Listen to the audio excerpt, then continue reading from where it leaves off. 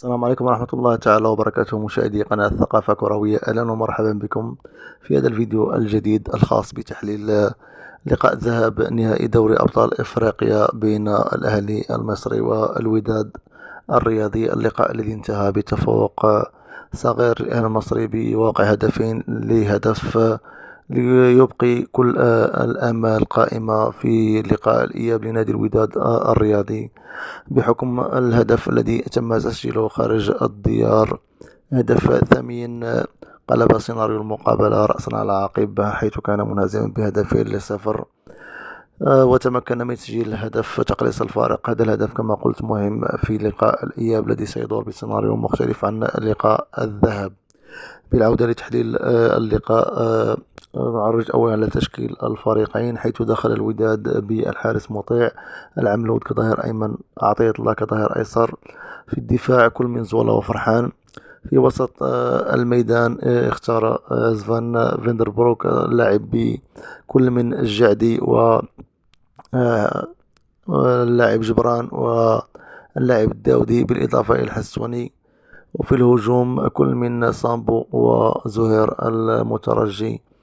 الخطة كانت تتحول حسب مجريات اللقاء، حيث كانت في البداية 4-1-4-1، تتحول إلى 4-3-3 حسب سياق اللقاء كما قلت. بالنسبة للأهلي دخل بالتشكيلة الآتية: الحارس شوبير، ظهير أيمن هاني، ظهير الأيسر معلول، في وسط الدفاع ياسر وعبد المنعم. في وسط الميدان كان كل من عاشور، ديانج واللاعب حمدي فتحي. وفي الهجوم بيرسيتاو وشحات وكهربا كرأس حربة، حيث اعتمد المدرب السويسري كولر على خطة 4-3-3.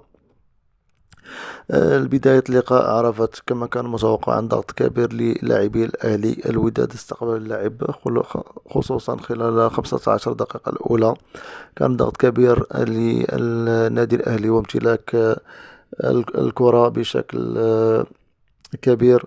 الوداد سير هذه الدقائق بشكل جيد، حيث تفادى تلقي هدف خلال 15 دقيقة الأولى، وبالتالي الدخول في المقابلة شيئا فشيئا.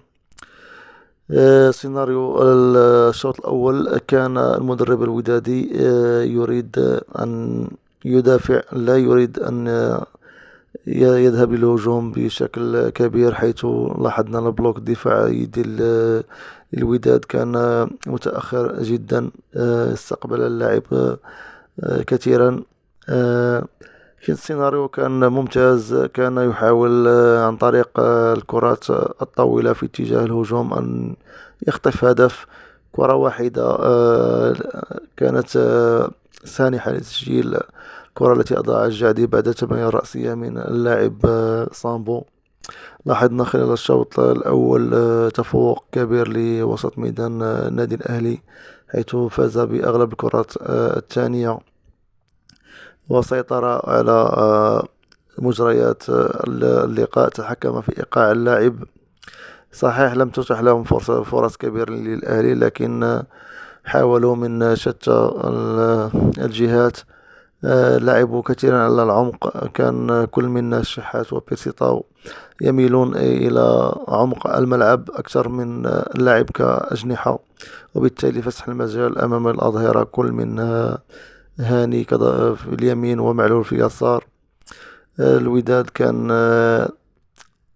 يدافع بشكل جيد، حيث كانت هناك تعليمات صارمة ظهرت خلال مجريات اللقاء للاعبين بمنع المنافذ على الأهلي، حيث لاحظنا أن لاعبي الهجوم كانوا يضغطون على لاعبي الدفاع الأهلي حتى لا يخرجوا الكرة بشكل سلس. اللاعب الحسوني كان مكلف بمراقبة عاشور. لاحظنا ثنائيات عديدة، سامبو كان يقف أمام ياسر إبراهيم، زولا كان مكلف بمراقبة بيرسيتاو الذي كان يخرج لاستقبال الكرات. فرحان كانت له مهمة متابعة خطورة الشحات، حيث كان يغادر مربع العمليات في اتجاه الشحات. تعليمات أعطت أكلها، حيث وقف الوداد بشكل جيد أمام الهجوم الأهلاوي الكاسح. وضعوا اللاعب كهربا في عزلة، لم يتوصل بكرات. المجريات الشوط الأول كانت كلها فيها تجري بالطريقة التي أراد المدرب الودادي، حتى أتى هدف الأول للنادي الأهلي بعد تمريرة من الشحات في اتجاه بيرسيطاو الذي وضع الكرة برأسه. هدف أربك الحسابات، وجاء في وقت قاتل عند نهاية الشوط الأول، حيث كان الوداد يعول إنهاء الشوط الأول بهذه النتيجة، وفي الشوط الثاني ربما يبحث عن هدف اللقاء، لكن جاء هذا الهدف غير كل المعطيات، وبالتالي كان لزاما على الوداد في الشوط الثاني التقدم أكثر والبحث عن هدف خارج الديار. خلال مجريات الشوط الثاني دخل الوداد أكثر عزيمة وقوة في وبحث عن هدف التعادل، حيث لاحظنا أن بلوك الدفاع الوداد أصبح أكثر تقدما. بدأ البناء من الخلف، وسط الميدان بدأ يشتغل شيئا فشيئا في صناعة كرات نحو الهجوم. جاءت فرصة للاعب مترجي لم يتعامل معه بالشكل المطلوب.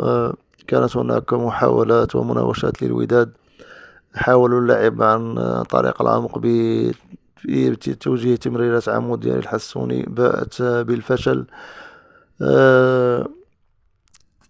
ضد مجريات اللعب مرة ثانية يأتي هدف ثاني للأهلي بعد خطأ من الحارس مطيع، بالتالي المهمة أضحت أكثر صعوبة، وأصبح اللقب يبتعد عن الوداد شيئا فشيئا.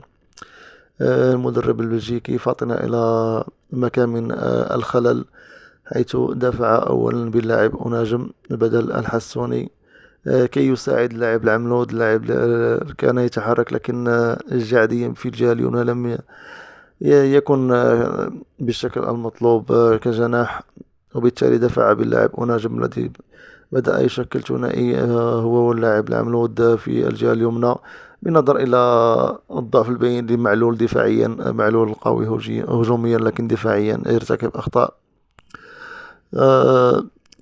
تغيير ثاني دخول بوهرة مكان مترجي. الوداد أضحت أكثر قربا نحو تسجيل الهدف، وبالتالي ضغط الوداد أتى بأكله، وتمكن أناجم من اصطياد خطأ للاعب معلول، خطف الكرة وحاول الدفاع بعدها، لكن جبران تصدى للكرة ومنح الكرة مرة أخرى للاعب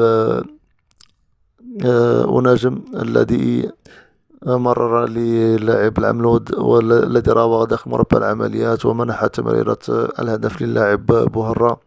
هدف ثمين أبقى على كل آمال الوداد قائمة خلال لقاء الإياب، حيث يحتاج إلى هدف وحيد كي يتمكن من الفوز بالكأس الرابعة لعصبة الأبطال.